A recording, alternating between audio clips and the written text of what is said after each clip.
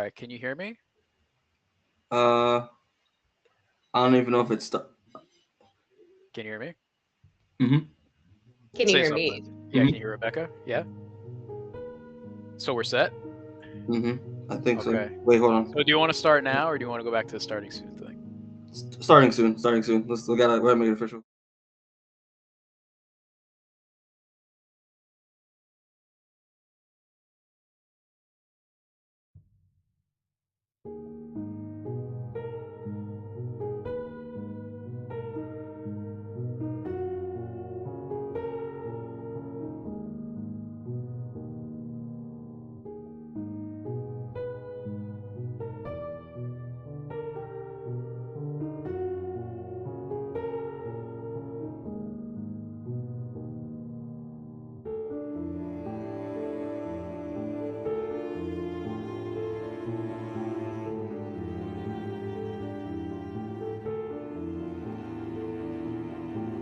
One. We're good. All right. Welcome to the Indie Corner. We talk about all things independent comics. I'm Mikey. I'm Christian. I'm Rebecca. And today, people are back at it again with another episode of the Indie Corner Presents, where obviously, if you haven't noticed, we're a little different this time. We got a nice little fancy, spoopy setup that we're doing because today's our spooky special. Because I think on Monday is Halloween, right? Is that Yeah, next Monday. next Monday? Yeah. So we wanted to do this episode a little bit earlier, just a week in advance. And yeah, so we're gonna do a nice little horror book today, and it's gonna be a good time. It's gonna be a fun time. So yeah, people, the book that we're talking about today is going to be the book that came out in 2018 from Image Comics, the book Infidel by, I think it was like, I'm gonna butcher the hell out of this name because I couldn't pronounce it when I read it. Pornsak Pinchetshote. I think Pornsak Pinchetshote with art by Aaron Campbell. And so yeah, this is a book I stumbled upon on like just looking at a best horror comics list to find a book for this episode, and we read it. And I would say that we overall enjoyed it. I don't know about you, Christian and Rebecca, but I had a fun time reading it, and so we're gonna. Yeah, it was pretty alright. Yeah. I like We'll talk about it. Word. Yeah. But yeah, so yeah, we'll just get right into it. So who got issue 1? Unfortunately, Christian has the first one. Get ready for the most half-assed synopsis ever through glasses that I can't read through. I could take them off, but No, you would reveal your. I'm all about that character. Yeah, I can't reveal my secret identity. So the comic starts out with an unnamed girl having a bit of a nightmare in a blue and orange skin tone. Mm-hmm. We have her recounting the smell of rotting meat and how it seems so familiar to this dream that she's having. Mm-hmm. And then all of a sudden she wakes up and boom, she's in her apartment, dazed and confused, shocked that the dream was so realistic. And then we start off with the title Infidel, a spooky comic book. Yeah. So we. Great synopsis. Thank you. Any questions, comments? Okay. Yeah. Then after that, the nightmare, we go to a nice familial scene where we have a little girl talking Star Wars with the main protagonist, as good stories do, involving Star Wars in some shape or form. Mm-hmm. And while they're conversating, we have an old lady making a Scarlac pit, if that's correct. I'm not much of a Sarlacc pit bunt cake. Thank you, a Sarlacc pit bunt cake. I'm not much of a Star Wars fan. I'm sorry, what were you saying? I was saying, and just for the people that are just for background, the main character, his name's Aisha, who's like a Pakistani Muslim American woman, and then the little girl's name's Chris. That is her potential future stepdaughter, and then Leslie is the old lady, and that's her potential future mother-in-law. You could just said boyfriend's mom, but okay. No, it's her potential. No, not boyfriend, but like they're engaged. He didn't propose. He did. He did. Yeah, they're engaged. That's her fiance. That's her fiance. So. Okay. Yeah. So those are the people. The little girl gives the old lady a hug. The reason why The old the lady, old your lady, grandmother, you mean? yeah, fine, the grandmother, gee, okay. Yeah, grandmother gets a hug. Very weird apparently, because most of the time the little girl's forced to give the grandma a hug. But the protagonist insists that progress is happening. It's good. It's a good thing. And then the boyfriend comes in, being oddly hostile to his mother for some unknown reason to the reader quite yet, but we'll get into it in the future, I promise. And the protagonist, what's her name again? Aisha. Aisha. Yeah. Aisha. Yeah, Aisha. Aisha took exception to that. And was about to have a quick lecture with her fiance. Tom. Thank you. Very Yeah. boring name, but Yep, very boring name, but it You gets gotta the point get across. across the point that he's a white guy. Exactly. So Tom explains the reason why he was being so weird about his mom is because he's trying to say, hey, she's manipulative, you shouldn't trust her, she's gonna do this, and that. And Aisha's like, you're being weird. Why are you being weird? Explain in great detail in the next couple of pages in this comic book, please. And Tom was like, yeah, bet, I got you. Then we shift to, I would assume, a college of some sort. Some pub. Okay, yeah.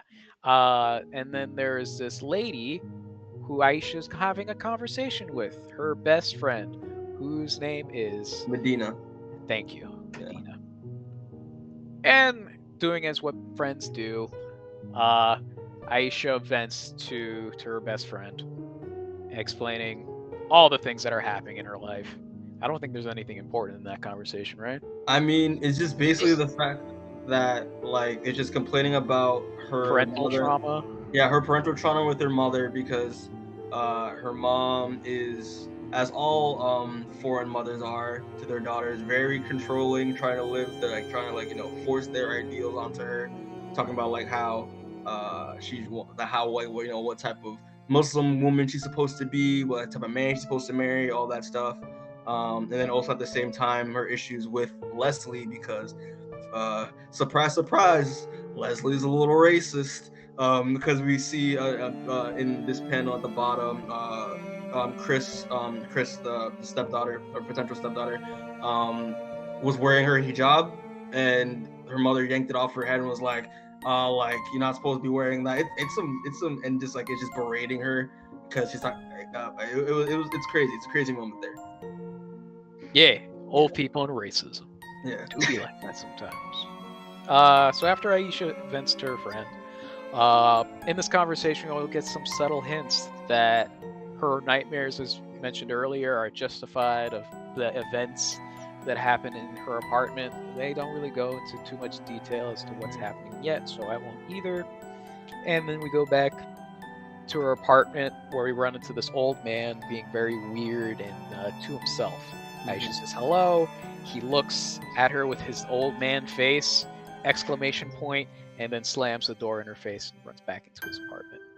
While I was reading this, I was trying to what is like an old white character I could compare this man to, but I couldn't think of anything. Old white guy? Yeah. Yeah. Glad we're all in agreement. Yep. We did it, everyone. We did. Ooh, I'm peeking. Real quick. All right. So after that, she goes up to this area that's under construction of the apartment complex. It's revealed that there was an explosion that happened there and is rumored to be a terrorist attack of some sort. Yeah. She looks around, contemplates things, hoping that she's not going crazy with the dreams that she's been having, until she sees a face within the construction site area, surrounded by feathers, oddly enough, and she is spooked. And then at that time, her spouse, Tom, comes by. Not yet spouse, right? Yeah, fiance. Yeah, fiance comes by. It's like, hey, you're screaming all alone. I'm not gonna acknowledge that, so let's just move on. And talk about my mom and how she is racist. And then Aisha's like, yeah, I know she's racist, but like, why are you being so weird about it now? She's trying to improve herself. And then Tom's like, hey, you don't know this, but I checked her emails. She's trying to steal our baby from us. It's like, what? Chris? Our baby? She can't do that. She's a grandma. You're the dad. That's like not okay. It's like, yeah, the lawyer told her that already, but the fact that she tried sucks. I mean, she's still a little bit racist. And she's like, yeah, that's a fair point. And then cutscene to her on a train. A fine black gentleman in fine attire gets close to her, and she clutches her bag. The classic signification of racism. Right? Yeah. This man was looking fly as fuck too. Fly, yeah, man. Bow tie, completely harmless. And yet she's like, ooh, I feel unsafe all of a sudden. Yeah. Shame. Shame on her. Yeah. Then we go back to her in her bed. Is there anything important happening in this scene? I don't think so. Not really. Just like news about the terrorist attack. Mm-hmm. Her best friend is watching the news in some convenience store. And I guess you should probably like elaborate on the terrorist attack just a little bit. Yeah, sure. So there was a tenant who was what was it? Who was described as Arabic? He's Arab. Like he was an Arab. He was an Arab human. Okay, so he was an Arabic tenant, and there was an explosion in his apartment. And the story is saying that he was the one who committed a terrorist attack in the apartment and killed like half of the people living there, I think. Yeah. Like and it's all over the news. Yeah. And that's why the construction is happening, and that's why she's been having nightmares recently to the reader, and that's what we're understanding right now. Yeah.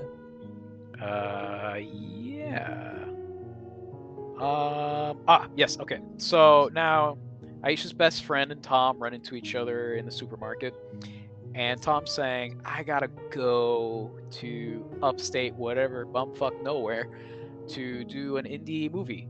Yeah. And I need you to keep an eye on my future wife. And then her best friend was like, she don't need nobody to watch over her. She's a strong, independent woman. She could take care of herself. She could take care of herself. And Tom was like, you're right, but like that whole explosion thing got me all flustered and whatever. I just appreciate if you come by and keep an eye on her. I don't think she agreed to it. And then we cut back to Aisha seeing this really grotesque image of this beer-bellied man in her room, just standing there. Man, spitting out slurs too. Yeah, he's advanced circumcised. Just like a full-on, yeah. And then, yeah, the creepy being is just spitting out insults and vulgar words, drips his eye onto Aisha's face, and of course she runs away, because that'd be scary. She runs her way to the kitchen. Quick conversation back to Tom and Aisha's best friend, explaining how he should respect women. And then Aisha grabs a knife and stabs whatever she thinks is there, and stabs the grandma of Tom's mom. Dun dun dun. Dun dun dun. Dun dun dun. But luckily, she missed. And did not murder. 'Tis a flesh wound. 'Tis but a flesh wound, yes. And she embraces her stepmother and apologizes for almost trying to murder her. And of course, the grandmother is shaken as well, because almost being stabbed by someone, it does that to you. Yes. And that's it. The last page, she sees a reflection in the knife of a monster. And yeah. That's it. And that's it, yeah. Thoughts, comments, concerns? Chat, you could put information and things you want to say just right on screen. You don't need, there's no longer a vetting process. We can't stop you. Yeah, we can't stop you this time. So you can say whatever you want, and yeah, that's something. Yeah, and then we'll take it away eventually. This first issue, I love the fact that straight up out of the gate, this doesn't hold back on what it's trying to say in terms of its social commentary themes involving xenophobia and racial profiling, racial bias, and all that. I think it's real. I thought it was really I respected it from a viewer standpoint, right? I think Aisha is a very interesting character so far, and especially in the first issue. Obviously, from being me and Christian being first gen Americans, there's some relatability there in terms of family expectations and how that traumatizes a little bit. Superman was an immigrant. He wasn't Just saying, an illegal alien, if you will, and yet had no trauma whatsoever. Because he's white. Because he's white. Yeah, continue, please. But yeah, and like how that how that affects her in terms of like her mental health and all that. I love Chris, like the stepdaughter. I think she's adorable, and her love for Star Wars, it's so cute. Leslie being the future racist mother-in-law, great. The thing is I found it interesting. Like Tom is the one. I mean, obviously, like Aisha has her doubts about it, obviously, and her suspicions of her. But Tom is the one talking about how, like, warning her about all this stuff. But yet, like, we haven't really seen it apparent from Leslie yet, because she seems pretty calm and relaxed, obviously, until the ending. I also love the twist. The twist was really nice. Was really well done. I think I didn't really see it coming when I first read it. But yeah, no, it's a solid start, and there's some good spooks in here, some good scares. The artwork, I think I love Aaron Campbell's style. I mean, it's very realistic, and also in terms of I love how the actual like the beings, the ghouls, we'll say, are more painted in a way to make it they look more like actual like spirits. I think that's really cool. Yeah, I don't think it's necessarily like scary to me personally, but I think it looks like cool and spooky, Yeah. I mean, it'll definitely get more disturbing when we'll talk about in terms of like how they look when we go through more of the books. But I like that. This issue was a really good, strong issue, So that's all I gotta say. I'm gonna say, like, I just wish there wasn't so much talking. I wish there was more like showing instead of saying, And like, I love the monster designs. I think they're great. Yeah. But like the character designs of the people, they seem like a little bit expressionless to me. Really? Yeah. Yeah, I can see that somewhat. I don't know if the character designs, and you could argue about like character design, but I think they're supposed to be kind of generic, It's not like a superhero comic or something where they're supposed to be like they're supposed to be like everyday, like normal people. So yeah, that's what I was thinking. It's probably the reason why he chose that, just to be more realistic. Yeah. My personal taste, I like cartoons. I like cartoons. I like expressions. I like it when the eyes pop out of the head screen. And that's my final thoughts. Yeah. Besides the fact that you guys are peaking a lot with the audio, you gotta add like a filter or something at some point. Sorry, viewers, if it's too loud for you. I'm trying to get the right. This is the test run. This is a test run. Yeah. Put in the comments if it's too loud. If Mikey's specifically too loud, and I'll fix it. Yeah. But yeah, no, strong issue. What's up, Rebecca? I was gonna say, I think the dynamic between Aisha, Leslie, and Tom is kind of interesting. And I kind of wish they dug a little more into that going forward.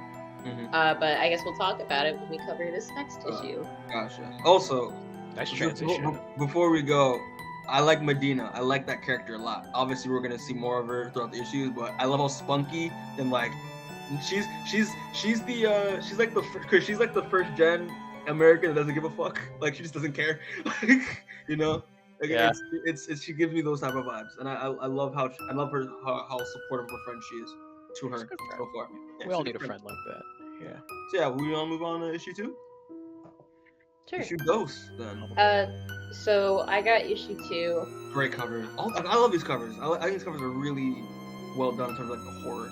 So. Yeah, this is a cool one. I'm just gonna hop right into this. So we start off.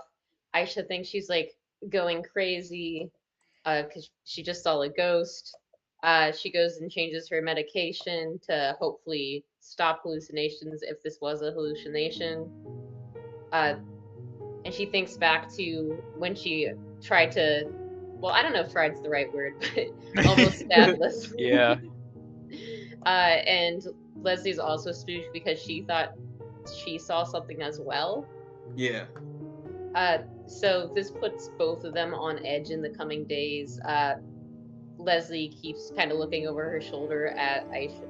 And Aisha, when she goes out, she sees someone with the same marking as one of the ghosts, and it freaks her out. Then we cut scenes to Aisha, Medina, and a bunch of the other people who live in the apartment hanging out. I'm scrolling through this, so I'm not exactly sure what they're talking about. The one guy, I think it's If I Ethan. remember, the Yeah, guy with the Ethan. glasses. Yeah. Yeah. He's writing a book on like that involves paranormal research, Yeah. and he's showing everyone the markings he was doing research on, and Aisha recognizes one of them as the tattoo that was on the ghost's shoulder. Mm-hmm. And as they're talking, Aisha notices a ghost in one of the corners of the room, and this freaks her out, and it also freaks out Ethan a little bit because he sees it, but he doesn't really say anything about it. Yeah. So change scenes again. Medina and Aisha are talking. Medina wants to look out for her, but she doesn't. Aisha doesn't really want to talk about what she's going through and what she's seen and all of that. And she's like, "Well, if anything does happen, I'll tell you, you know." But of course she doesn't.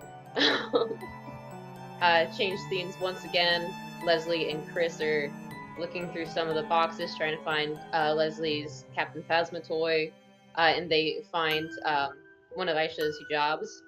And Leslie has a flashback to that moment in the other comic where she was like afraid of Chris wearing it, and we see that Leslie's had like a little bit of character growth. She's like, "Yeah, it was wrong for me to yell at you about that."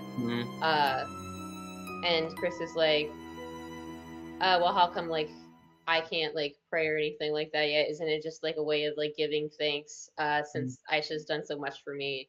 And Aisha, who's on the other side of the door, hears all this, and she's like, "Oh, This that's was nice." one of my favorite parts of that book. This issue, I was like, this is so fucking sweet, and I love, like, it's just I've never really seen that in a book where like it's another character who's not like a child talking about religion in a way, and like how that fits within her, and like how that involves everyone around her. I thought that was really cool. A really interesting moment there.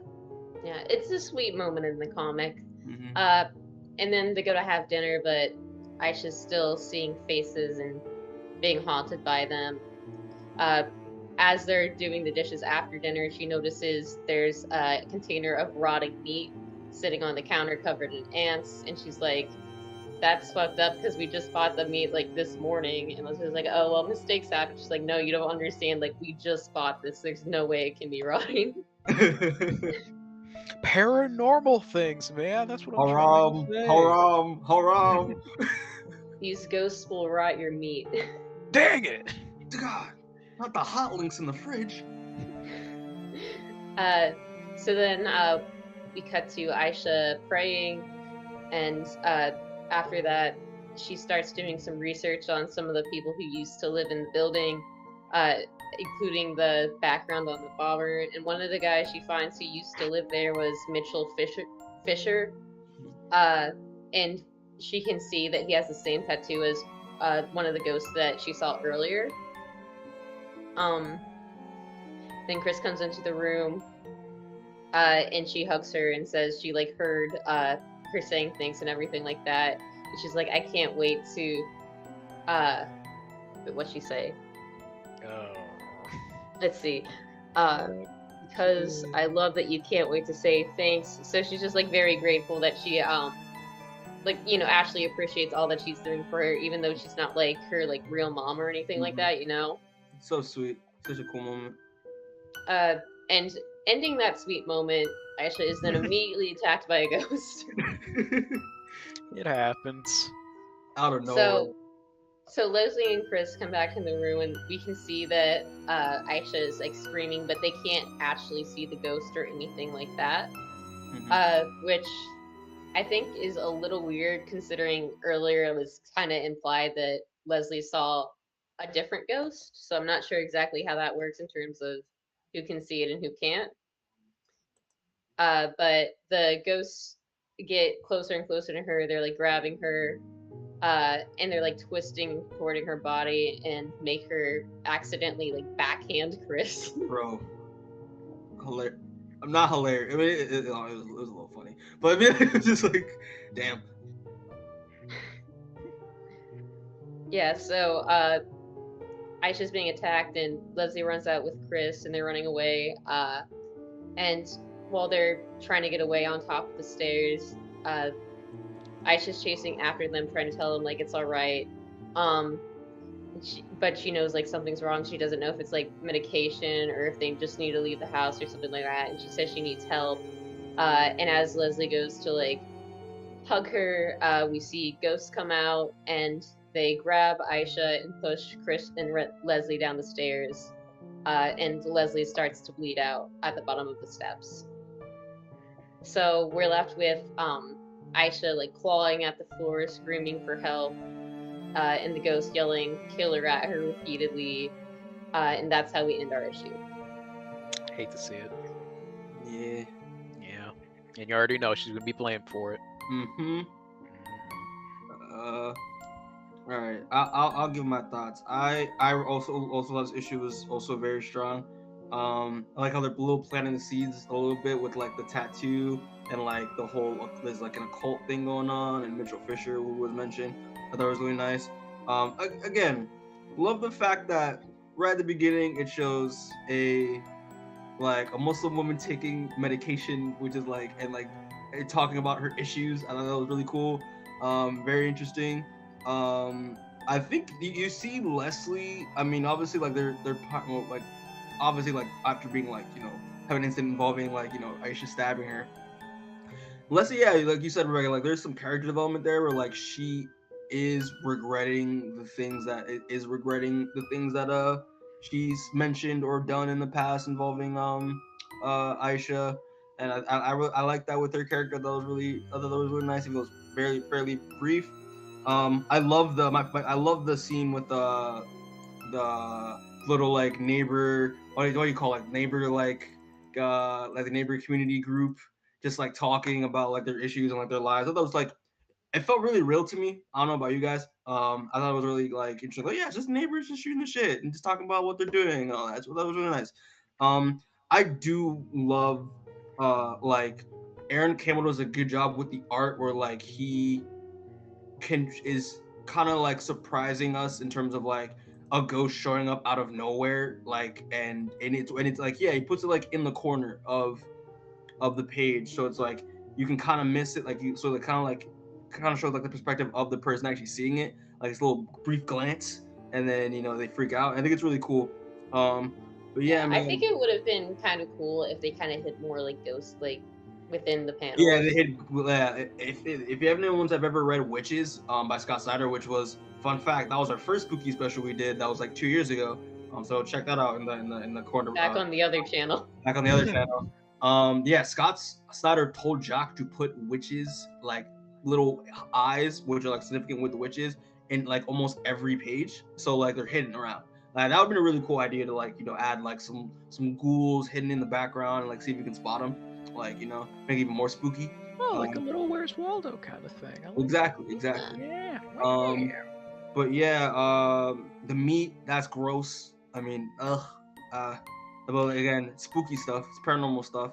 But again, the best part was the stuff with Chris and Aisha. That relationship, that was so great, just so sweet. And the fact that it immediately goes from happy to just right to left, and goes to straight to like horror nonsense and just them getting pushed off the stairs and hurt, and I thought that was crazy when I read it the first time. I was like, oh shit, like I didn't expect that at all.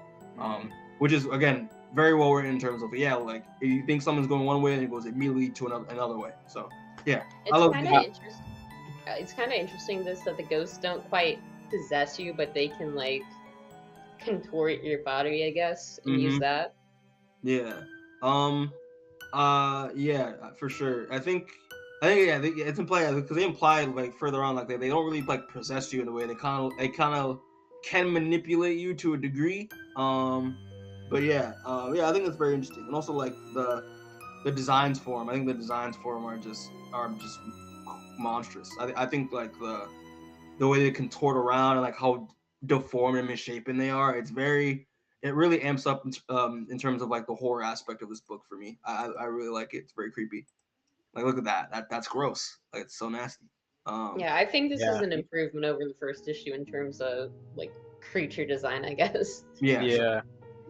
Yeah, that's all I gotta say. I thought this issue was still pretty good. And it was still pretty good for the most part. Yeah. I would like to say on page 7, that was like one of the group therapy things. If you could go back to it, I saw Oh, one of the slides. all right, gotcha. Let's see. Was it the neighbor thing? One more back. Okay, so that girl on the bottom panel with the purple hoodie, her face I thoroughly enjoy. Just look at that Really? expression. Just look at that expression, man. Just It's like it's a meme right there. Someone make that into a meme. I'd thoroughly appreciate that. And that's all I could say about this comic. It's a good comic. Nice horror. Yeah. I'll say this though, just the foreshadow. I don't like that character. Me either. Yeah. But that face alone. I wonder why. Yeah, I wonder why. We'll get to it. But yeah, I really like that scene a lot. That neighbor scene. I think they mentioned like, oh, like yeah, you're not gonna really write. You're just gonna rewatch Pretty Little Liars. That's what you're gonna do instead of actually writing your damn book. I don't know. It felt very real to me. Ouch. Listen, Pretty man, Little Liars Pretty is Little Liars good. is a good show. It's a good show, bro. Yeah. I won't deny it. But yeah, that's basically it. So you want to go to the next issue? I'm ready. All right. You get it from here.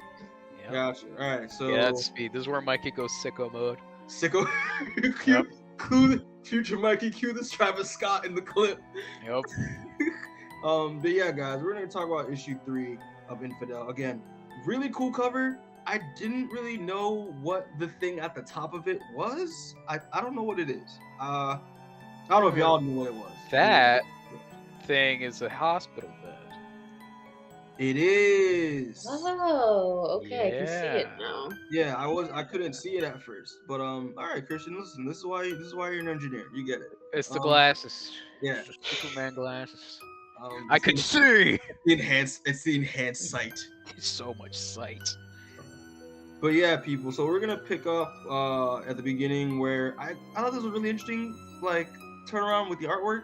But it's basically a flashback of Medina and Aisha's children. And I love how like it's a very childlike art Cartoony. style. Yeah. Yeah, this I really liked. I'm happy you brought that up. It was a nice change. And basically they're just talking about how I think Medina gets like ganged up by spiders, and Aisha comes and saves her. And they're basically talking about how I believe it is I honestly Family forgot. trauma. It's Like how family her trauma. dad is better than the other dad. Yeah, Well, yeah. Aisha says her dad's like got a mess, so he's gonna die, but it's like vague how long he has, and she's like, well, I don't want to be left alone with my mom, basically. Yeah, my mom. Yeah, she's basically just like, you know, like my dad is what calms my mother down, and like it makes her like a little bit more reasonable. And the fact that like he's gonna die at any time, I'm just gonna be stuck with my mom. I don't know if I could like deal with it. I'm just like, oof, like Jesus Christ. But then I forgot what Medina said about like her family. I honestly forgot what it was, but it was more about Aisha anyway, so it doesn't really matter. But yeah, so and they basically just establishing like like their friendship at a young age was very strong, and it was a very strong bond relationship. So that's basically what this whole flashback is about. Transitions to present day. Aisha is at is hospitalized. The doctor's checking, I believe, checking if her pupils are dilating or whatever. Really creepy, straight out the gate. And they don't. And the thing is, like, Medina's there and Tom is there, and Medina's looking at her, and it's just like trying to consult her. Tom shows up and it's just like, yeah. So here's the thing, man. Like she's blaming Tom because Tom just showed up from a shoot, and it's just like, so your daughter and Leslie apparently just fell down the stairs, and they just found Aisha outside. And the thing is, like, they're trying their best, like, they're trying to figure out what happened, and also they're trying to make sure, like, the police like are being called because someone apparently said that Aisha pushed them, And yeah, so that it's just it's just the mystery of like what's going on because they don't know that they're ghosts in the fucking house. And obviously Tom can't handle it because his I believe it's revealed that His Leslie died. mom is dead. Yeah, Leslie His died, and daughter is in the hospital. yeah, Leslie died clearly because she bled the fuck out, and then Chris is gonna wake up in 2 days, but they don't know when Aisha's gonna wake up. Like they don't know what's wrong with her, to be honest with you. Like her condition's slowly getting worse. So yeah, so after the hospital, they transitions to the character Reynolds, who's one of the neighbors, getting ready, and they're basically like just. And I love this page where we see 4 panels of like him getting ready, and we see a ghost about to like a ghoul behind him, about to bite him, and obviously he doesn't know what's going on because he's white. And kidding. But No, it's just like I didn't get the comparison. yeah. But they're just basically texting Ethan and Grace. Yeah, Grace. To actually go to the coffee shop to talk about what happened with Aisha. And obviously we walk them. Ethan and Grace walk in and like they can't see like Reynolds doesn't see anything, and Grace doesn't see anything. But Ethan kind of sees something in the mirror there, and I found it very interesting. Transitions again to now we get introduced to Sentil. I can't remember his name. Sentil, who is the best friend of Tom, and talking about how yeah, like I had to drive. We had to the moment we heard I drove him down. Like he's my best friend. And so I was like, yeah, like it's the best friend character, or whatever.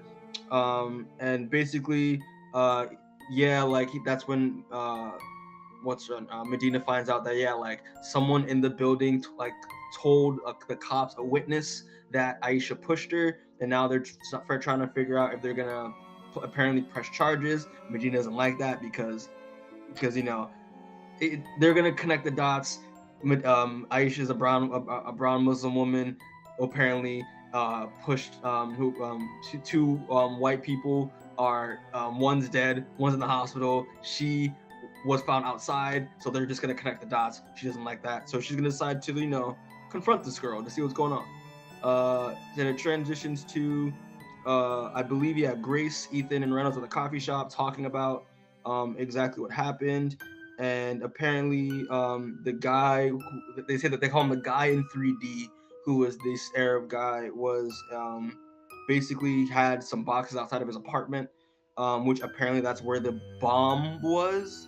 The bombs were filled with explosives and napalm that he apparently bought, and they went off. He made napalm like off the internet. I don't think you can just buy napalm.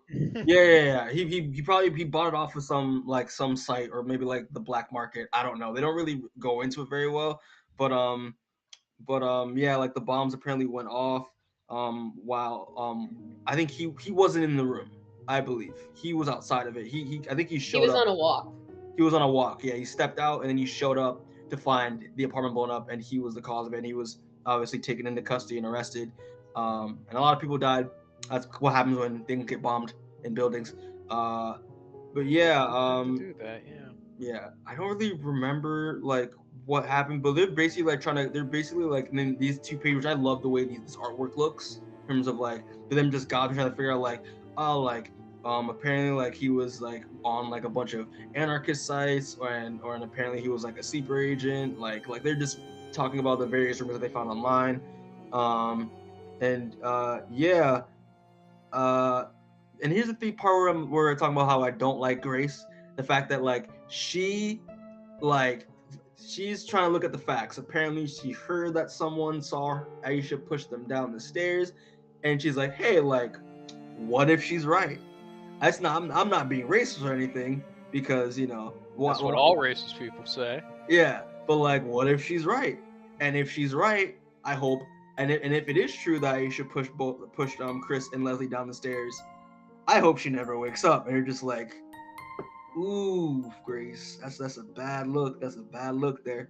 But yeah, it transitions to now Medina confronting her neighbor, who I don't really remember her name, and I don't want to know her name, but we're gonna call her Becky with the short hair for now.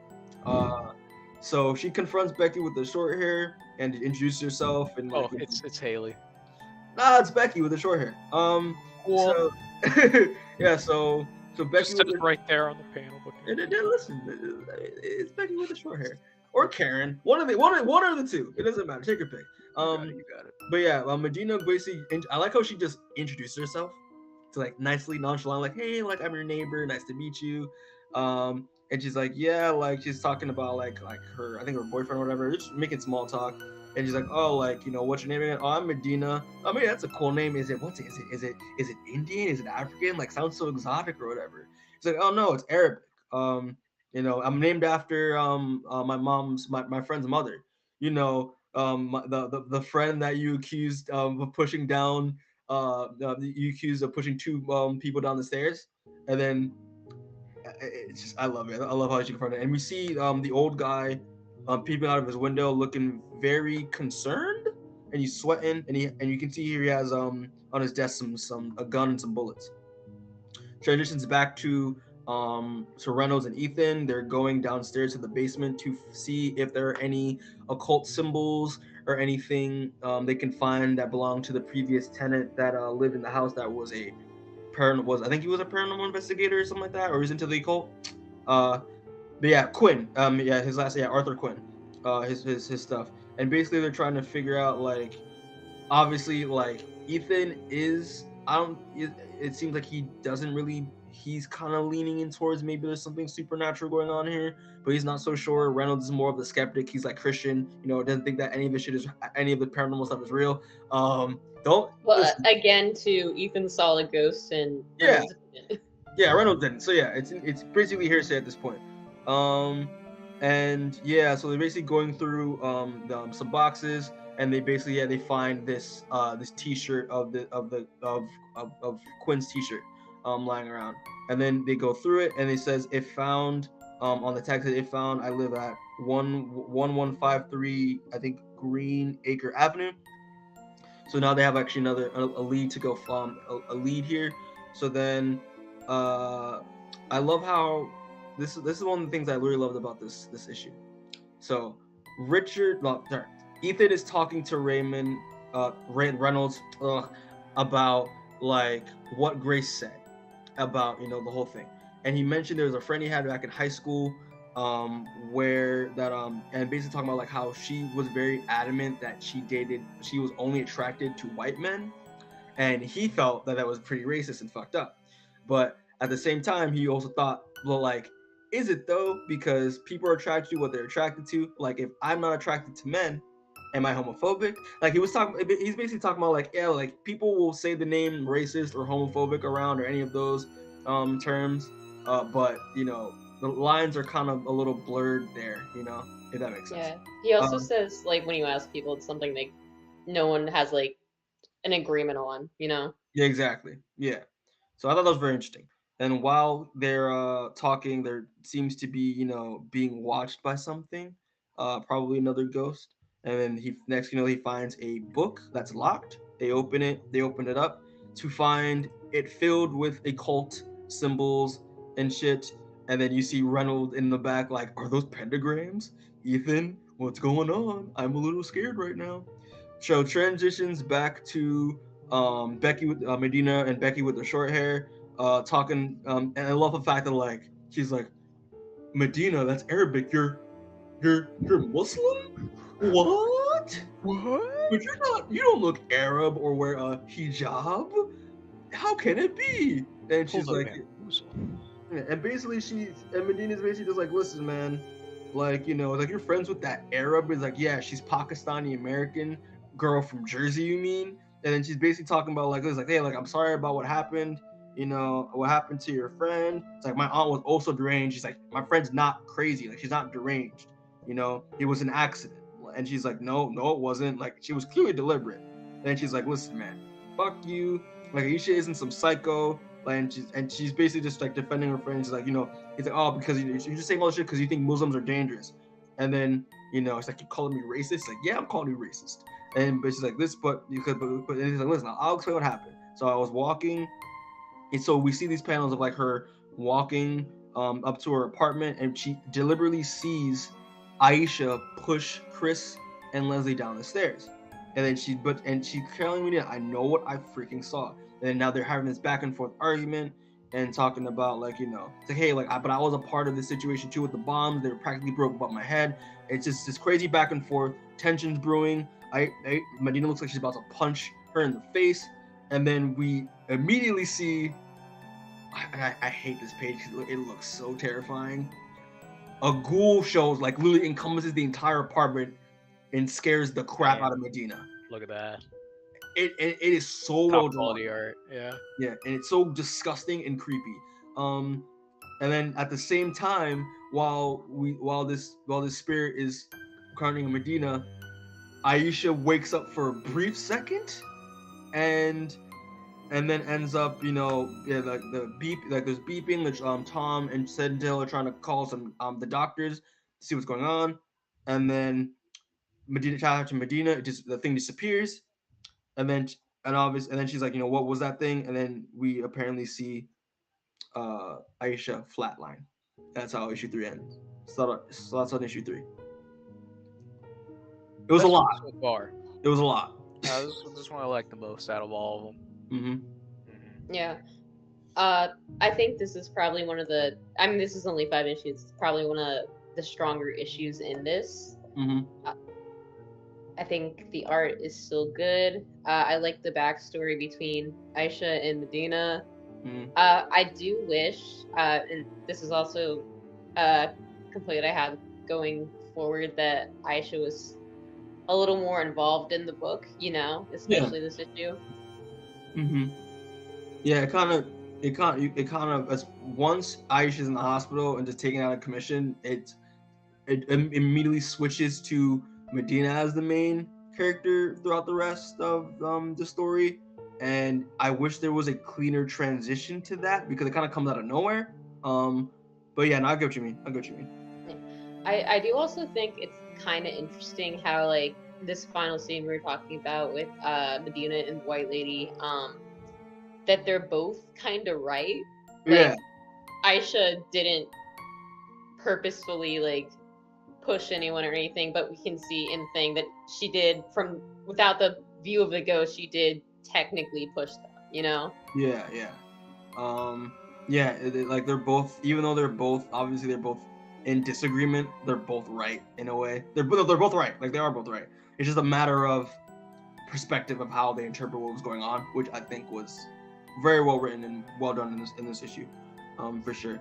But yeah, I like this issue a lot. I love it. I think it's also one like the first issues are very strong.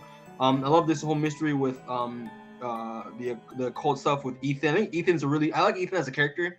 In terms of, like, he's the guy who's gonna give us the background on all this occult stuff that's happening, like potentially figure out the mystery of what's going on with this apartment. I love, like, the coffee shop scene. I think is very cool, and the fact that, like, even though Grace, I believe, is a person. I think she's Korean. They established. Yeah, even the people of color are gonna be a little bit have a little bit of tunnel vision. Like, I like how, like, even she wasn't, yeah, she's racist, or yeah, like, this she's in the right, or like, but like, no, she's like, yeah, she might have killed her. Who knows? Yeah, a lot of gray area. They're very They dress gray. pretty well. Very gray. The mystery with the old man, I like how, like, they've been slowing up, like, showing, like, his side of things. Yeah, he's a bit much of a hoarder too. Like, you can tell, like, even though he doesn't say much, you can tell he's a very paranoid man. From what we see, but yeah, I thought this issue was good, and also the backstory of, like, what happened, and also the fact that, like, this is of what happened with the bombing. It's a supposed. We don't actually know what happened. We don't actually see that. It's another, hearsay of what actually happened with this explosion and, like, what caused it and all that stuff. So, hearsay is also very important in terms of, like, how that, involves, like, racism and xenophobia in a way. It's very well done. It's very well done. But yeah, any other thoughts on this before we move on to issue 4? Not I personally. think I'm good. All right. I'm struggling just to find thoughts tonight, honestly. Fair It's been enough. a long week. Yeah. Fair enough. All right, people. So issue Wait, Yeah. how's it been a long week? It's Monday. Yeah, it's Monday. I know. Oh, because you're Okay. yeah. Gotcha. you're So issue 4, really great cover. I didn't notice that this was like the building. I didn't notice it like until I looked at it again, like my second read. I was like, that's the building. And then some all the, clever art happening over yeah, here. all the windows have the little have little creepies on there. Very well done. But obviously from the cover you can tell this is a lot more focused on Medina in this issue, which is interesting.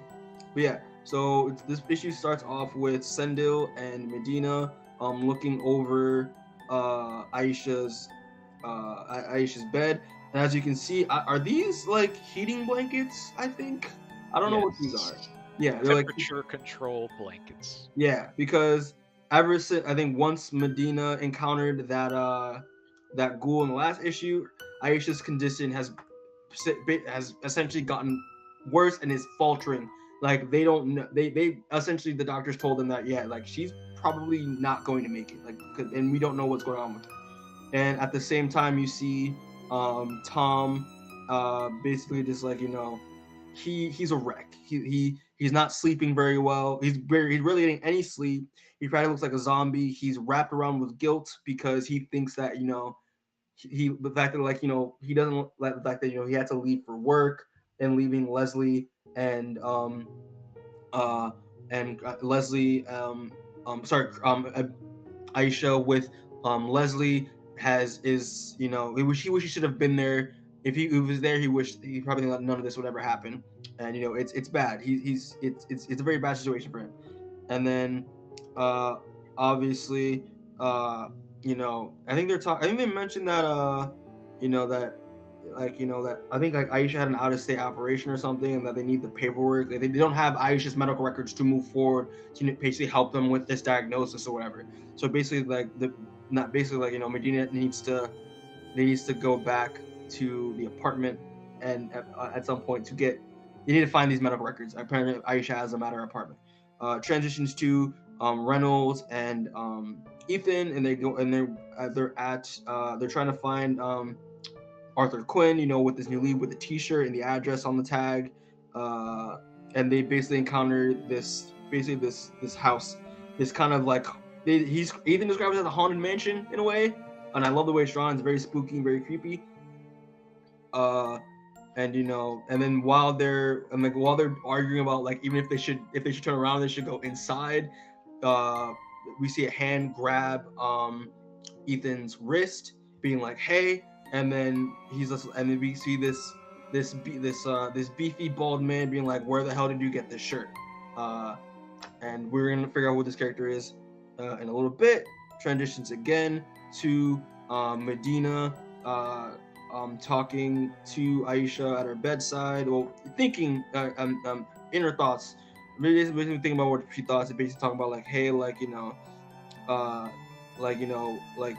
talking about I can't believe this happened to you, and I feel so bad that I didn't believe what you said. There's and the fact that at the same time even though she wished that Aisha told her what was going on, even though this is regardless of how absurd it was, I feel she would have been able to find a way to help her in some way. And the fact that to make it even worse, now Medina's seeing these things too, so she felt like she could have helped her in some way and had some common ground with her. But obviously, excuse me, Aisha kept everything to herself. And at this point, she says that she's dying and she doesn't know, she doesn't know how to deal with it. She doesn't know what to do, and so the only thing that she can do at this time is she starts to pray at her bedside, to give her to feel like she can do something, which I love that. I think that makes sense and it's very realistic. She transitions to her and furthermore, her and Ethan came up to the hospital to talk to her, and basically talking about how we were tracking down some leads for Arthur Quinn, and we went into the they talking about he used to live in our apartment a few years ago, and we met another tenant there who knew him, and he's basically giving us some backstory about Arthur, basically talking about like, oh, like yeah, like he actually like screen printed the shirt for me, right before he drowned. So yeah, Arthur Quinn is dead. Case closed. Um, and apparently, yeah, like he forgot a bunch of boxes right before he moved out in the basement. And he's talking, and it's revealed that this guy's name is Kent, and he was actually a very decent guy. He wasn't creepy at all. Uh, and basically he's talking about, yeah, like like this sure kind of takes me back. And we always get this explanation of like what Arthur apparently thought these things that he was seeing were. And he's like, Arthur believed in purity, and that there was another side there was another side, so another dimension outside of our own that was invisible, that it was an invisible realm of pure emotion, and that all the emotions of like pure love, hate, fear were personified within these beings. And the fact, and like basically like the energy that we produce in our world conflicts in their world, and they can feed off of it and pierce themselves into our world for brief periods of time. And that's what apparently like that's what we're seeing, these personified like concepts of hate and like, of these emotions bleeding into our world. And Oliver, and they talking about Arthur could see him, and he believed that uh like that strong enough emotion can pierce these veils, and that's how we see these things. And yeah, and I love the fact like I forget what he says. It's again a lot of explanation and a lot of exposition, but the fact that if strong if strong enough emotion, something with strong enough emotion can eventually repel these things away and put them back in their own dimension. And they basically akin to it as, oh wait, that's just that's just the plot to Ghostbusters. I haven't watched Ghostbusters in a while, but I'm gonna take their word for it. Yeah, obviously Kent didn't really believe this. He's like, he did it like, he wasted his 20s believing that this nonsense is obviously like, he thinks it's all bullshit. But transitions back to the present, where Ethan is explaining all this to Medina, and obviously they don't know what's going on, and that seems like the only rational thing that they can come up with. So they're going to be like, yeah, they're trying to rationalize like, we have the demonic entities interacting in this building. And so what they need to do now is essentially, they're trying to figure out what's going on and to try to find out a game plan. They need. He's like, oh, like where's Sendil? Oh, Sendil went back. Sendil went to go get Aisha's medical files at her apartment. And then we kind of notice that that he left, and we're gonna see what happened to Sendil in a second, because he gets ravaged by these deities. So it transitions to again, the Lumber have to basically find him and basically see if they can save him, because the place is haunted. They're basically talking about like, hey, like you're trying to get a hold of Reynolds. Reynolds is at his girlfriend's house, and if he's probably not gonna pick up. And then and then I like how Medina is basically just like, hey, why would you call him in the first place? He's not gonna believe anything we're saying, and obviously he's he's not gonna believe any of this shit. And the fact that like he wanted to spend more time at his girlfriend's house than actually help us in this dire situation. And the fact that I think she mentions that, yeah, like the fact that like he's not going to be able to see these beings, because he's a trust fund kid who's basically got everything handed to him. And basically like Ethan calls her out and be like, so you're telling me that Wendell's not gonna see these things because he's white? And she's like, okay, fine, call him then. He's not, and obviously he ends up not picking up. So then they basically have to go on their own. So their plan is to basically attach themselves by the hip, so they have to be near each other at all times. So if anything happens to Medina, Ethan will something will also happen to Ethan. So basically they go in, get the files, find Sendil, and get the fuck out. It transitions to them at Medina's room, where they find out, yeah, she's been doing a lot of research on Mitchell Fisher, and what he was into, his hobbies. But he's trying to get some background on this guy, because he's essentially the linchpin to what happened at this bombing, and to potentially like he might be the thing that we're seeing, that she's been seeing. Then it starts. We start seeing some steam, something like some smoke turned out like steam. It's all the faucets running at the same time. Then they say inside. We hear some screaming. we see some, and they decide to split up, which is what you never want to do in the situation. Uh, Ethan ends up stepping on something yucky, and the thing that he's stepping on, you guessed it, is a ghost. I um, didn't guess that, but I'm still very surprised. yeah, and all the way it's drawn, it's really cool. And then obviously he starts freaking out. The ghoul starts going after him, starts choking him off. He's begging for his life. It does this really disgusting thing where like his neck it's the back of his neck transforms into a mouth and starts biting him. She hears some screaming. She ends up trying to find Ethan. She gets the files luckily at hand. She ends up going into back to that thing with the caution tape, that closed off place that we saw in the first issue. It's ripped right open. She ends up going inside, and then trying to see if to see what's going on. She walks inside, and unfortunately we see the appears to be the dead bodies of Ethan and Sendo. They're dead, unfortunately. They were the homies. She immediately goes to Ethan to see if he's okay. Obviously he's not. Then she goes up to Sendo to see if he's all right, and I think it looks like the body. I couldn't really tell, but like the body kind of like explodes, like his head pops right off, right? Yeah, I'm not entirely sure what's supposed to be happening there. Yeah, I think like she's trying to shrug him, and like her head pops off, and she's covered in blood. And shocked on what's going on, and we hear a voice that says, "Medina, no, it was you. You killed them all." And it's revealed that Tom is right behind her, and that's how this issue ends. So thoughts on issue 5? Issue 4. Tom, it's not what it looks like. That's basically what it's like. I could explain. Yeah, I'm not sure if that it's supposed to be a thing, kind of like with the other woman in Aisha, where it looks to him like she really did kill him, or if he's just stupid. Because I kind of hate the trope of like that kind of misunderstanding. It's like, it's definitely a stupid move, but like I think it's justified with like the lack of sleep and trauma, but barely, just barely. Yeah, even then I'm like, eh. I think at this point in the book, it's not that it gets bad, but I think it gets a little like more generic in terms of like horror, like a little more predictable. Yeah, like they're following a lot of like some of like the typical tropes you've seen in like horror in the horror. Yeah, like I think from this point out, like I still understand what they're doing. I just think it's nothing like we haven't seen before. Yeah, I get you. Everything. I think everything up though until then. I think it's again. It obviously it took me a while to go through it, but it's a very exposition heavy on what's going on. But I thought it was cool. Learning about finally what Arthur Quinn was up to. With the Kent character, that was really cool. I figured out like what these things actually are. The fact that like they're ghosts, but like they're not ghosts. Like.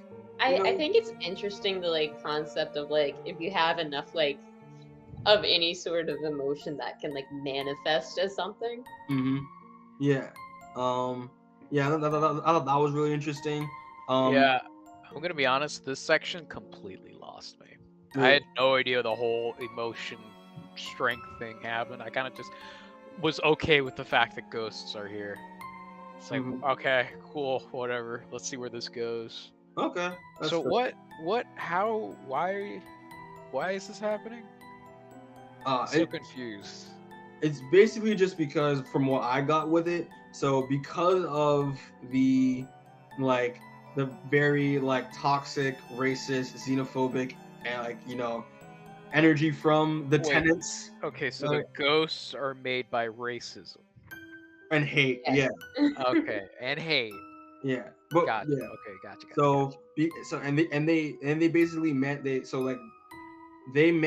from like the other side, what they call it, that involves pure emotion, and because of this negative energy that's in our that these people are enacting in our world, they come through. They can like pierce the veil a little bit and then start wreaking havoc in our world because of it, right? If that makes sense. I don't know. I interpreted it more like. And maybe I'm wrong here too, because it was a little unclear, I thought. Yeah. That like it's kind of like, especially we see in the next issue, if you like die, like with like all those emotions. That's kind of how you're like a ghost, I guess. Yeah. So like if you die scared or happy, you're a happy scared ghost, Sure. depending on the Yeah, I emotion. mean, like they kind of like say that with ghosts in general. Like, oh, if you like die like horribly, you're gonna come back as a like ghost or whatever, you know? Yeah. And I think I think that theory, Rebecca, makes more sense when you read the next one for sure. Which we'll go to in a bit. But yeah, this issue was fine. It wasn't. I didn't think it was as good as the first three, but again, very exposition heavy. I do like Medina's character, like how I love the fact that, like, you know, Medea, sorry, Holler, Medina, because she doesn't know what's happening, and the fact that, like, you know, she now is encountering the stuff that now is seeing what Aisha was seeing. She doesn't know what to do but pray at her bedside. I love that. Again, there's some very real moments some of the real moments in this book is very well written, and I really like it a lot. Rip to Ethan. I was kind of like him too. I did not like the fact they killed him. I was like, come on, like I was starting to like him. Fine. I think he's a little too like exposition dumpy for me to like know him as a character. Yeah, for sure. I didn't have time to like any of the characters except like Ethan a little bit, just because. I feel like the characters in the first three, like, even though they're not super deep, you understand like what they're doing with them more. In this secondary cast, like they're not quite as developed. Yeah. Yeah, but yeah, this issue was fine. I thought this issue was fine. But yeah, but that twist ending, I'm just like, like I liked it, but I'm just like, yeah, it's been done, you know, it's been done. So yeah, that's all I to gotta finish us strong, Mikey. Yeah, word. Well, I'll try my hardest. No pressure. I mean, but there's pressure. Yeah, I was like, you can't just say that and I'm gonna immediately feel pressured by it. But yeah, so we're gonna talk about issue 5, people, and again, great cover, very artsy fartsy. It's good stuff. But yeah, so this issue basically starts off with a flashback, and again, it's Aaron Campbell does a really good job playing with different styles to invoke different moments, different like flashbacks and all that. So we get a more very thin line, very loose style of what's happening. So basically, we get introduced to I was trying to think of a funny name to call it, like the All Lives Matter the All Lives Matter group here, the All Lives Matter neighbor group. The white people complaining group. I'm not racist, but I'm not racist, but there you go. That's the one. So basically, like all these concerned neighbors, basically talking trash about some of their fellow neighbors. One of which is a Korean family, and they're basically talking about how is Grace one of them? Because one of them said, like, I don't know if it was supposed to be Grace or someone else. Yeah, it was a little unclear. Yeah, because one of them says, like, yeah, like I guess they forgot that I spoke Korean. I just assumed that was Grace.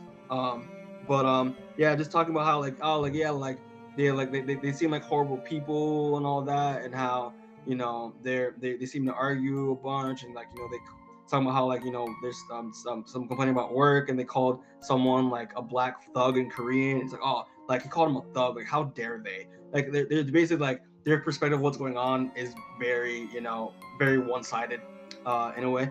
So yeah, there's that, and also just talking about how, like, you know, how their neighbors are just bad, and how, you know, how like things make me have a turnaround, and this basically talking about the guy in 3D, the Arab gentleman that has been mentioned throughout this book.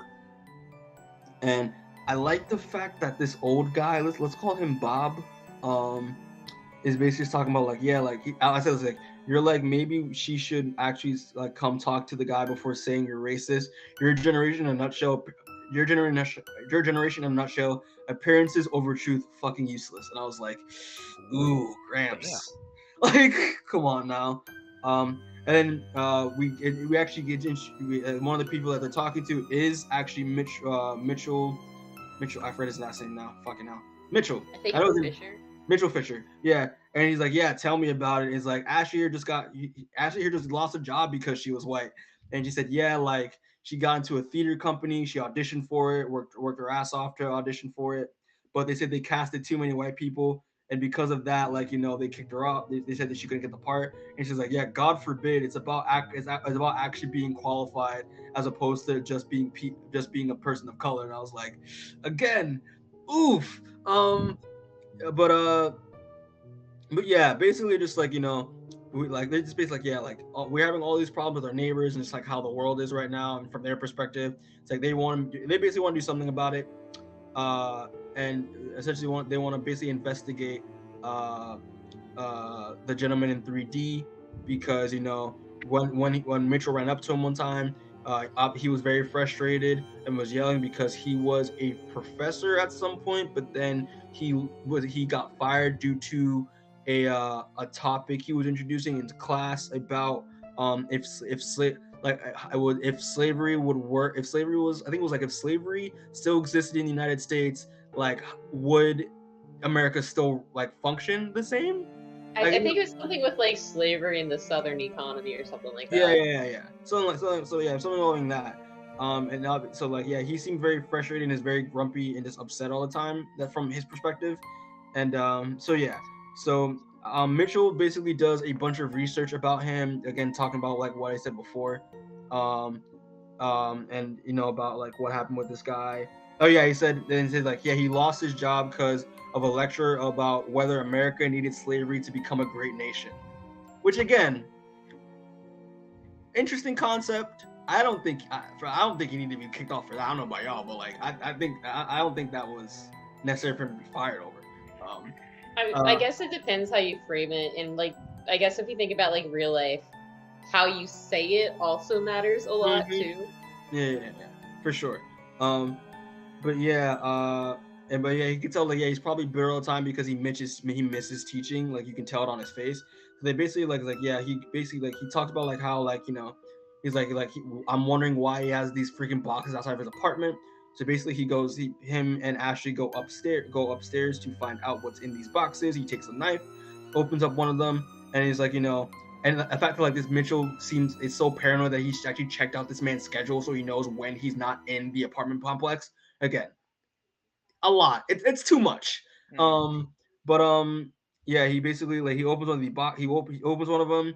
He ends up lifting it up. He trips on the bike that's right next to 3D's apartment as well, which then has him fall. And then turns out it looks like a propane tank, A pressure I think it was a cooker rice bomb. cooker. like a rice cooker. Yeah. That starts to tick, and then both him and Ashley are caught inside of the blast, and they both just get eviscerated, and that's what starts the explosion. I don't know what y'all thought about this, but what your thoughts on this was.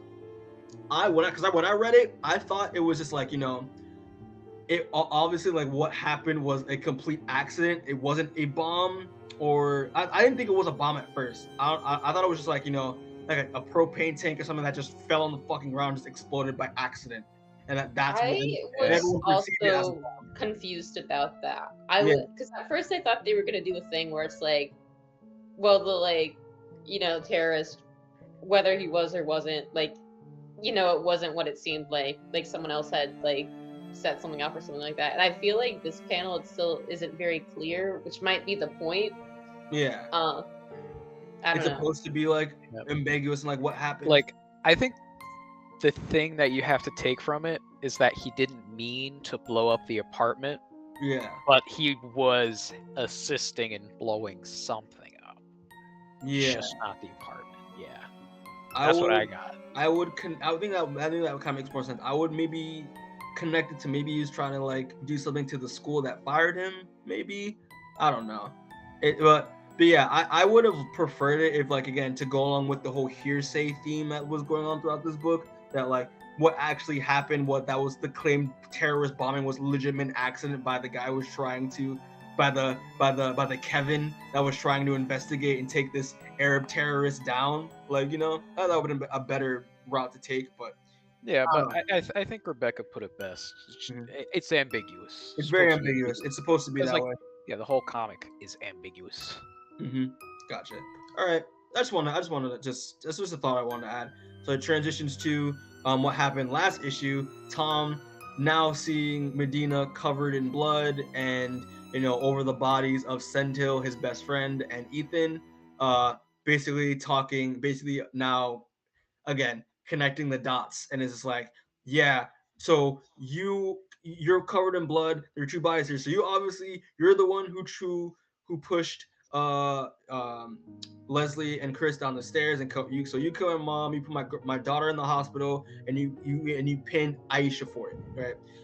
And I don't know if you mentioned before, but like Medina is it convinced Aisha and her family to move out to this apartment because of the rent, because of the rent, and also she put in a good word for them. So he's pinning everything on her, uh, and basically like she's trying to convince him like, hey, like it wasn't me, like you gotta believe me. But also at the same time, Aisha not only just grabbed the files, but grabbed something called a misbaha, which is a necklace that has been passed down Aisha's family for generations. And the thing about what we talked about, that Ethan was explaining to Medina, was that something of strong emotion will maybe snap Aisha out of it, and she'll go back to health and keep the ghost from killing her. So her plan is to like not only bring the files, the medical files, but also put this on Aisha to wake her up. But again, Tom is just obviously for the shit he's been through, he's not thinking straight. Immediately it starts going crazy, and it's just like trying. Honestly, he's being like, yo, we trusted you, and is basically trying to kill Aisha basically. And he pinches to the ground, tries to strangle her. Aisha grabs the nearest floorboard that she can, smacks him in the face with it, and then it's revealed that like, oh shit, like there was a nail on this piece of wood. He's like, oh shit, I just dropped another body, like an actual body this time. Oh no. But nah, Tom's still alive, but he's just mangled, bro. Like his right side of his face is just wrecked. He got jokerized. Yeah. At first he was flustered. Now he's peeved. Now he's peeved. Gosh dang it, in an upset mood. Yeah, and he's basically just being like, yeah, I'm gonna fucking kill you now. So he just goes fucking ape shit. And then running for her life, she grabs the file that's on the ground, tries to run away from Tom. Next thing you know, a baby ghost comes out of nowhere and is like, not in my house. God, I hate when that happens. Honestly.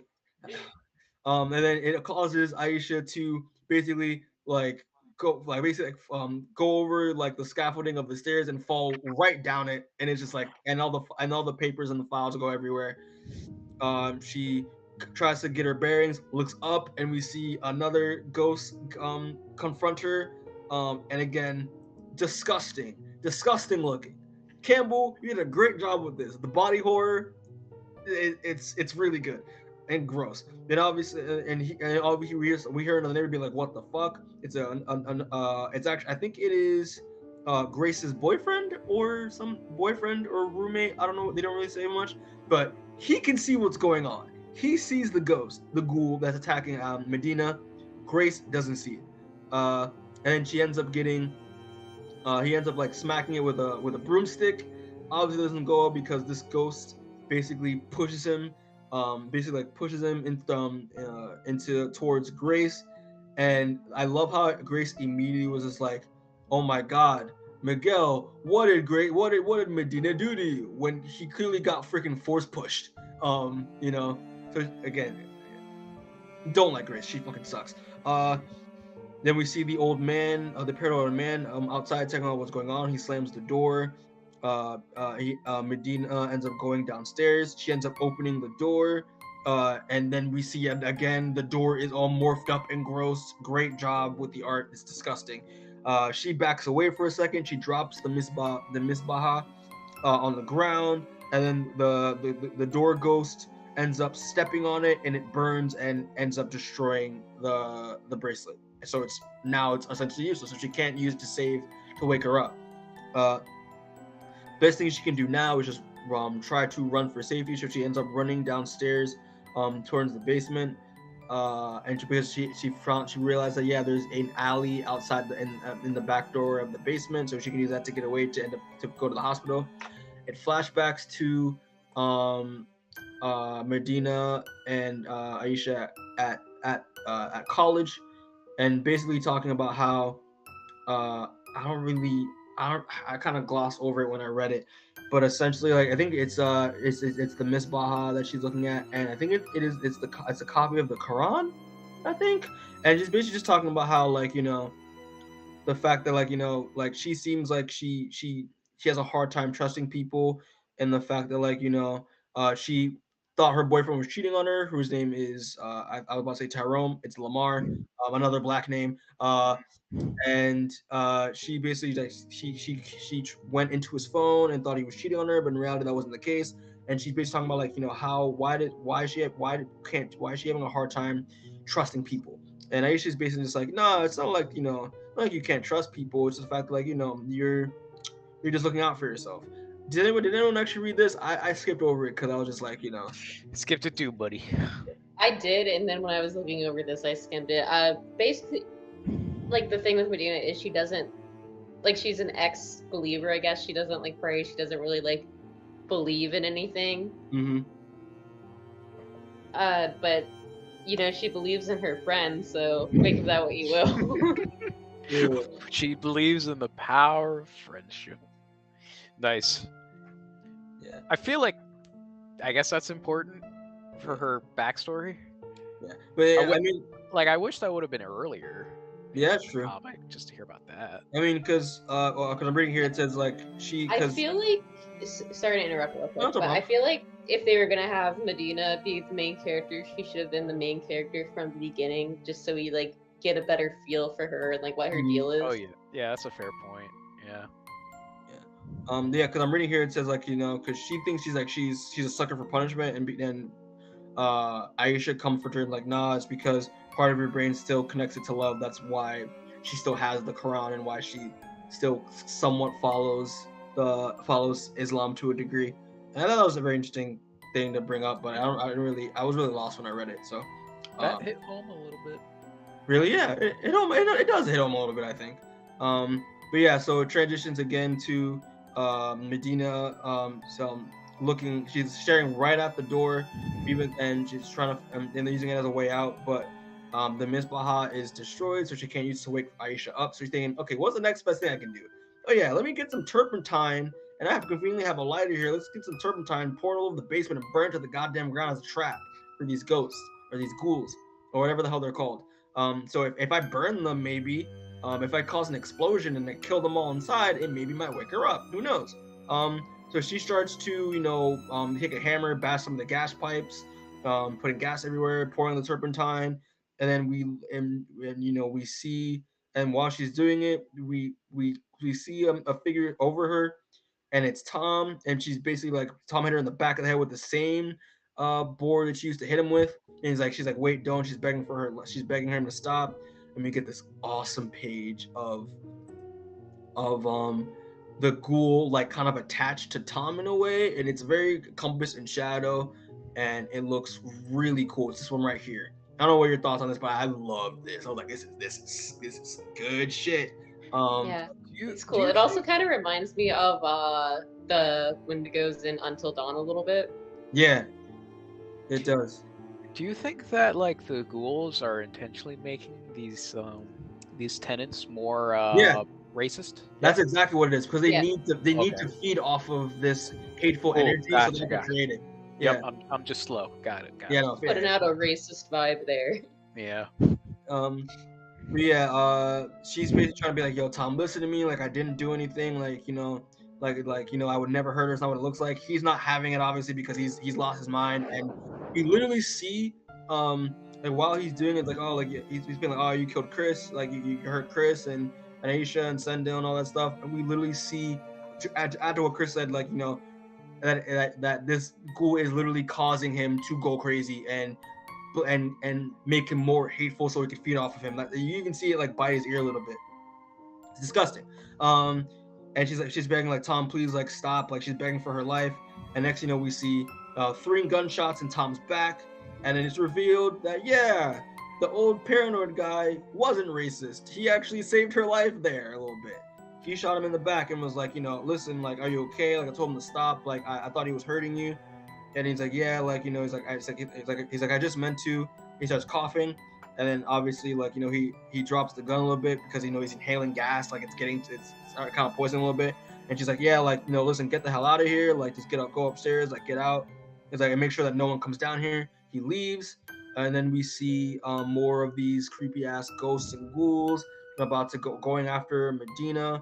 And he's like, he's being like, you think you got me? You think you got me? That I can't hurt you. And again, we see. I love how they're drawn too. They're drawn the way they're drawn. The fact that they're with the lettering. They're obviously saying all these hateful, like these the hate speech and all that. And it's getting more and more aggressive and more louder.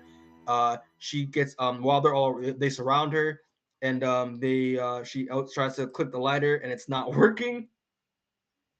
Then they start they start tearing their way at her and like start attacking her. And then we literally she see her begging for her life, and then we see her yell out a name, Mitchell Fisher. And then it's revealed that the main ghoul that's been haunting Aisha the entire time was actually Mitchell Fisher. And she's talking about, hey, like, you and Aisha are the same. The fact that you guys are really smart and that you guys like the same things, trying to like connect with him in some way to make sure that she doesn't die.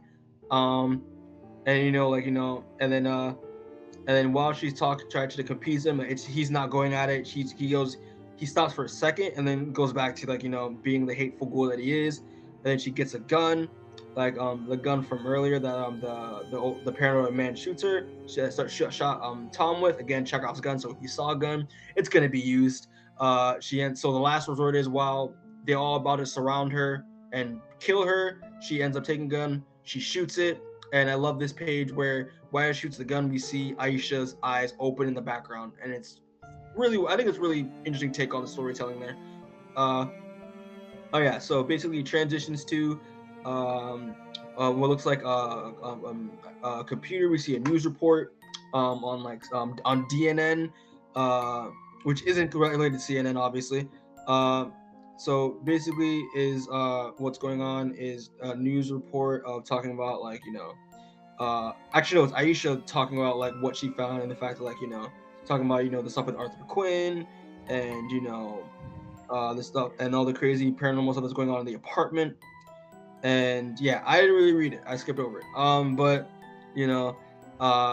basically that the biggest thing that she took away from the fact after she woke up is that the fact that Medina was capable of hurting Sentil and Ethan, and and causing this explosion on purpose.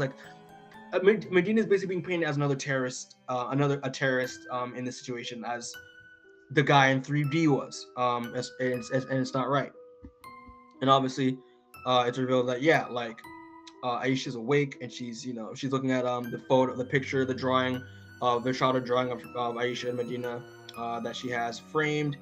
And I thought this was, I don't know what y'all thought about this. I thought this was a little weird, but again, I thought Aisha was just moving her marbles again. But the fact Aisha was on trial for what happened. The jury, thankfully due to her shark lawyer, the jury thought she was not guilty and acquitted her of all charges. But then again, they kind of referenced about nowadays a Muslim girl has to even when she tries innocent, the only way that can save her is getting a shark lawyer these days, because the other people that she hired to defend her told her to plead guilty. So again, more of that social commentary going on. But most importantly, the fact that now that all that happened, her mother's now back into her life, and she doesn't know how to deal with that. She doesn't know. She thinks that now that her mom's back in her life, she's gonna be forcing her beliefs and her viewpoints on life onto her, and she doesn't want Chris to live in that environment as well, especially because now Tom in his will made Aisha the Chris' legal guardian. And Medina, this version of Medina, who's the drawing that we saw earlier, is basically talking about listen, Aisha, now at this point, you don't really have a choice in the matter, because now your mom's back in your life. Your mom actually helped you in terms of it helped you in terms of so she sold her mortgage for she took a mortgage on her house to basically help you out in the situation. She cares about you, even though she's going to even though she has been in the past, she has made mistakes. She is trying. She can change. Like she is able to change, like how Leslie was able to change. And while this is happening, Dina's Aisha's mom invites Chris invites Aisha to color with her and Chris. At the same time, we get further pages of these two men who are apparently they're looking at the basement. The basement is in ashes. They're even surprised that the entire building is still standing, but it was established in the previous issue that the building is made out of brick, so that's why I was able to take the blast. The first explosion the first time, and basically talking about like my dad who bought the building, he's thinking about remodeling it and eventually selling it. And while they're looking around, we see one of the other guy notice something in the distance, and we see that same and we see something like that. He's looking at like a black corridor, and it's revealed that even though Aisha is fine as having is starting to have a path to a somewhat mundane life, even though she's been through what she's been through. It does seem the fact that even though the house did explode and the demons are apparently gone, there we see one behind this gentleman here, and so the horror continues, and that's how issue 5 ends. So thoughts on issue 5?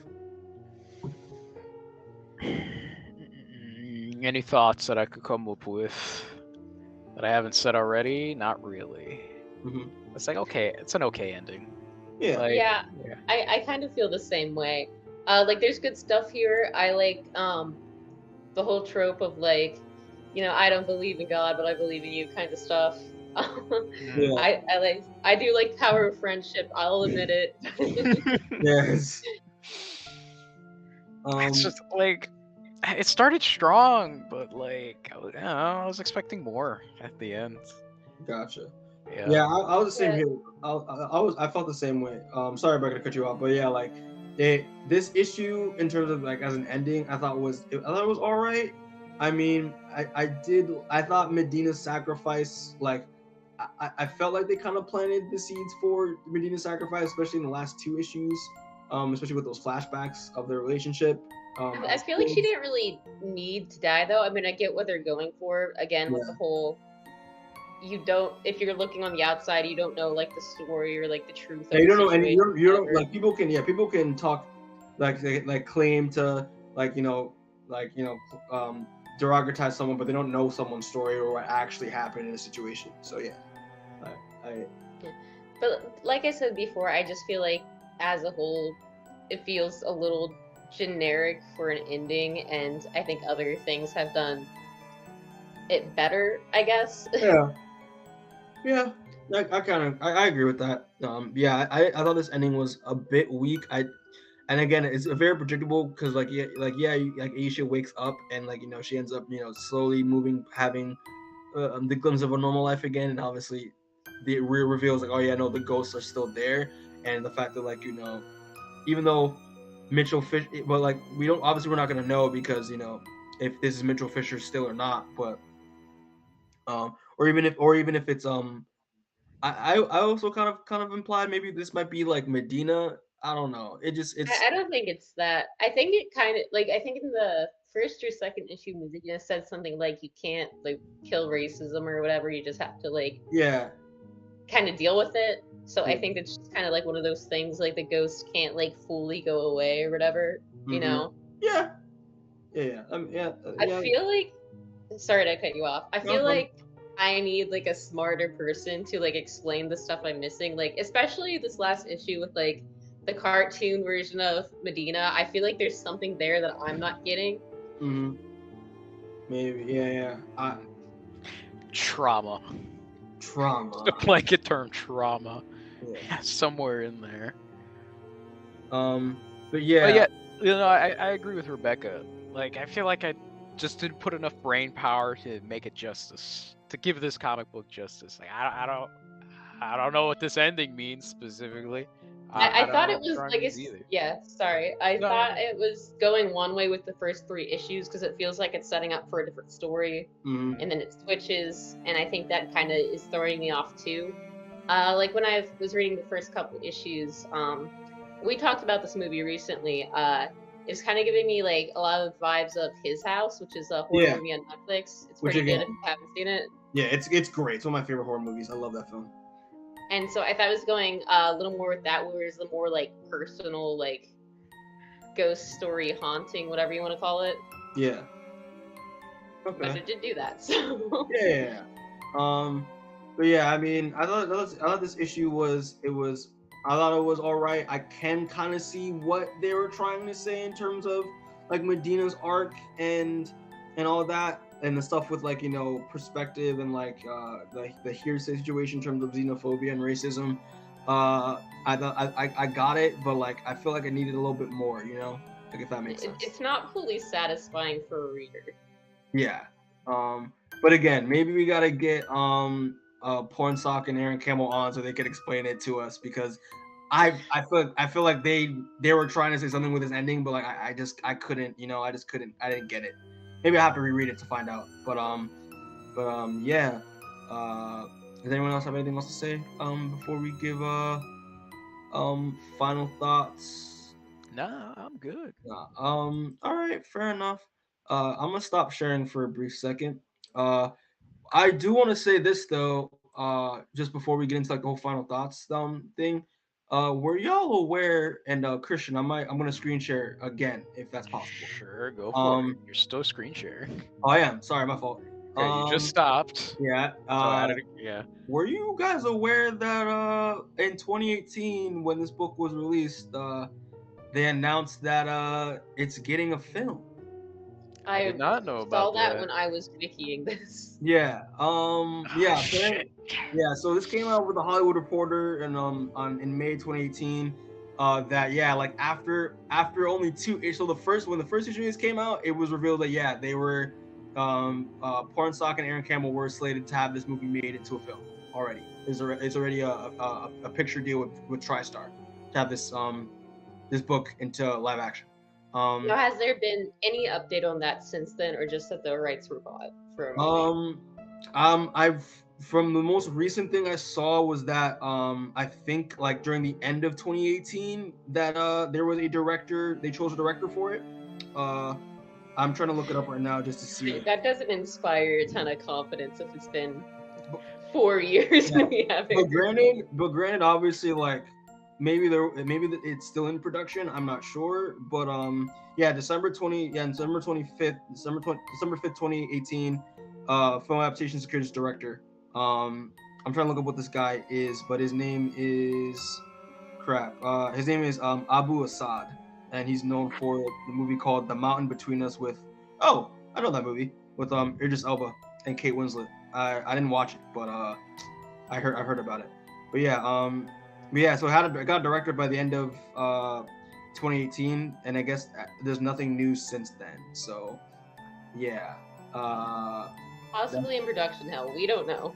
Well, granted, obviously, COVID. I mean, no, they didn't predict COVID, so COVID probably has a reason for why it has been delayed, as most productions have been lately. But yeah, those are the only there's only this article by Hollywood Reporter, and then the one on December by comicsbeat.com. So other than that, there's nothing else. So yeah. But yeah, that's basically it. So y'all want to lead into y'all any final thoughts on the series? Final thoughts and final verdict for Infidel. Pretty okay, scary comic. Mhm. It's good for the spooky season. Yeah. Yeah. Yeah. It's like body horror, but I don't think it's like too scary if like people, well, obviously if they're watching this, they know what's in it, but it's like in not too intense imagery, like you're not gonna have nightmares for days reading this. But it's still nice and spooky. I think it starts really strong. I think the ending, like we keep saying, isn't all that great, but it's fine for what it is. It's not like the worst ending ever. I would give it like 6 out of 10 probably. Gotcha. Okay. Yeah. All right. For me, again, well, I think that's a pretty overall like consensus that like very strong first three issues. Out of the three issues were really strong, and I love the stuff they were trying to say with the social commentary and the idea of first generation trauma and religion involving with specifically with Islam and just religion in general, xenophobia, the racism aspect, the idea of you know racial bias and hearsay. That was really well done. In terms of like the horror was executed well for the most part. Especially Aaron Campbell does a great job with the artwork and with his storytelling of how he tells this tale and the ghoul designs and all that. I thought that was really interesting. Yeah, just but the ending was the last two issues and the ending were very generic and predictable, and I wanted a more and the fact that there were some those twists were all right, but the ending itself I couldn't really get what they were going with, and it felt a bit generic as well. So yeah, but other than that, I thought this was solid. Actually, I genuinely liked it. I give this more like a 6.5, more towards a 7 out of 10, than like a straight 6. But I mean, I thought this was a really good issue, and I'm definitely gonna check out more of Pornsak's work in the future because he has a book that I've been wanting to read that from maybe heard is great that came out last year called The Good Asian, which I hear is which I think it was nominated for an Eisner for this year. So yeah. So people definitely check out this book. It gets I guess the Indie Corner seal of approval. I guess even though we thought it was a 6. You don't think it's I'll give it one thumb I up. wouldn't put my name on it, to be honest. gotcha? But it's not bad. It's not Mhm. bad. I like you won't regret reading it, you know, but you won't lose anything for skipping it. Gotcha. Yeah. All right. Well, people. Yeah. So that's basically our thoughts on Infidel. Check it out if you want. Also, yeah. So we'll just close it out. So yeah, thanks for everyone who are watching this or have been watching this or will watch this. We appreciate it. This was a nice little test run for our new little setup that we're gonna weave into bit by bit in the future. So props to Christian for taking the time to set all that up. Doing a pretty fine It, job. it was my pleasure God. fucking dicking around with it. It was nice. Googling shit, praying to God that all these are copyright free. Yeah. But Yep. but yeah, man, it was good stuff, and also hopefully like nice little spooky special, nice little Halloween special. Because I believe next week we won't really be doing anything for this is our Halloween episode. So next week I Yeah. believe is This is our last podcast, maybe, unless we throw in another review there till November. yeah, true. Yeah, but yeah, so nice little spooky special. If you like, leave a comment if you like our costumes that we did last minute. Clearly, but I don't know about yeah, you. so basically, yeah, just look out for more content. Check out some of the clips that we've been dropping. Please check out the one we just dropped recently of Matt talking about Man Thing for 10 minutes because that's the only chance he'll get to talk about Man Thing on our channel. He needs When it. else will people listen to him? Yeah, Yeah. exactly. That's why we put it on the internet. Someone, somewhere, has to be another Man Thing fan. And Yeah, he, someone he'll else. find it. You will Somewhere. find it. Someone. Somewhere. So check out. out there. Also, props for people that been liking the Transformer clip that got I think it's at like 2,300 views right now. Crazy. People love Transformers comics. I wasn't aware of this, even though Rebecca constantly told me that, and I didn't believe her. So yeah, thanks for people that have been checking that out. Rebecca, I believe there's an episode of Transformers next week Tuesday. Not Monday. Probably Tuesday. We gotta actually agree on that though. Yeah. So a Transformers episode covering Volume 5 next week, and also have to stay tuned for some more reviews. We still have a She-Hulk review we gotta do at some point. We may be reviewing Black Adam if some of us actually see the movie. So be looking for that. But yeah, people, it's that's basically it. Also, thanks Rebecca Christian joining me and also committing to the bit. Thank you so much. That was a lot of fun. And No problem. yeah, people just comment, like, subscribe, leave a comment Yeah. on our videos. Also, Put a comment if for an issue or comic series that you want us to cover. We'd love yeah, to hear word. your opinions. Yeah. Also click the bell because we have a bell. I keep writing that about new content that we drop. So you be alerted when we do our live streams and when we drop our clips. And yeah, people, as always, thanks again. And Get home safe and have a happy Halloween if you watch us on Halloween. All right. All right. Get home Take it easy. safe. Take it easy.